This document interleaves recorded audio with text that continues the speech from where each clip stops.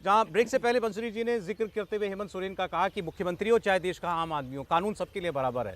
तो ये ना कहें, हेमंत सोरेन ने भी कहा कि देश के मुख्यमंत्री को गिरफ्तार कर लिया, किया जा सकता है अगर गलत किया होगा तो। महुआ जी, लेकिन आपने देखा होगा कि जिस ज़मीन के मामले में उन्हें समन किया गया था, उसके बारे में उन्होंने शुरू में ही जाकर बोल दिया था। वो ऐसा नहीं था कि वो ईडी ऑफिस नहीं गए थे, उन्होंने जाकर उसके सारे दस्तावेज भी दिए थे कि मतलब वो उसमें उनका कोई भागीदारी था ही नहीं। ये तमाम सबूत भी उन्होंने दिया था। इसके बावजूद उस केस में बार बार जब समन किया जा रहा था तभी वो नहीं जा रहे थे। और बाद में भी उन्होंने कल विधानसभा में तो उन्होंने कह ही दिया कि अगर कोई उस ज़मीन से उनका कोई सरोकार होगा तो वो राजनीति से संन्यास ले लेंगे, साथ ही झारखंड छोड़ देंगे। लेकिन मैं ये पूछना चाहती हूँ कि ईडी की बात तो अलग है। जब बगल के राज्य में बिहार में जब सरकार को पलटा गया और फिर से जब शपथ ग्रहण हुआ तो माननीय गवर्नर ने वहाँ 5 घंटे के अंदर अंदर शपथ ग्रहण करा दिया।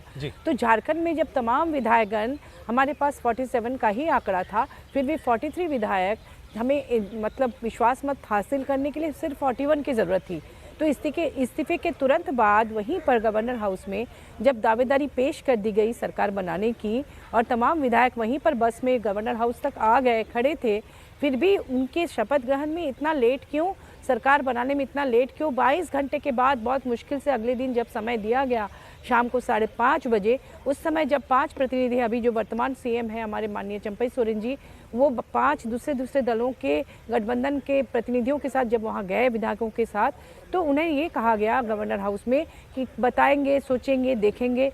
इससे जो आशंका और अनिश्चितता आई और पूरे देश में जिस तरह से तोड़फोड़ की राजनीति हो रही है, उसको देखते हुए फिर तमाम विधायकों ने ये सोचा कि अपने आप को सुरक्षित रखने के लिए कहीं ऐसी जगह चले जाए सब लोग ताकि कोई उन्हें डिस्टर्ब ना कर पाए। और जाने के लिए जब वो एयरपोर्ट गए तेलंगाना जाने के लिए, वहाँ मौसम ख़राब था, वो जा नहीं पाए, तो रात को 11:15 बजे के बाद वो उनको बुलाया गया राजभवन। और तब जाके जब पूरे देश में मीडिया और तमाम जगह पर बदनामी होने लगी, किरकिरी होने लगी, तब जाकर कहा गया कि अब हम शपथ ग्रहण कराएंगे। नहीं, आरोप क्या आपका कि ये इस बीच में क्या करना चाहते थे? इसमें इतना लेट क्यों? और जब सब लोग तैयार थे, जब राजभवन में चले गए थे, सरकार बनाने का दावा पेश कर दिया गया था, आंकड़े भी थे, तो दूसरे राज्य में जो वहाँ पर भाजपा की सरकार बनी वहाँ 5 घंटे में, और यहाँ पर सब लोग खड़े हैं, फिर भी 22 घंटे के बाद भी कहा जाता है कि अभी नहीं, बाद में सोचेंगे। तो यही कहीं ना कहीं ये जो आशंकाएं हैं, ये तमाम चीज़ें जो जिसके बारे में लोग बात कर रहे हैं तभी उपजती है। उस वक्त देखिए आशंकाएं क्या थी कि राष्ट्रपति शासन तो नहीं लग जाएगा? राष्ट्रपति शासन लगाने की तैयारी थी, ऐसा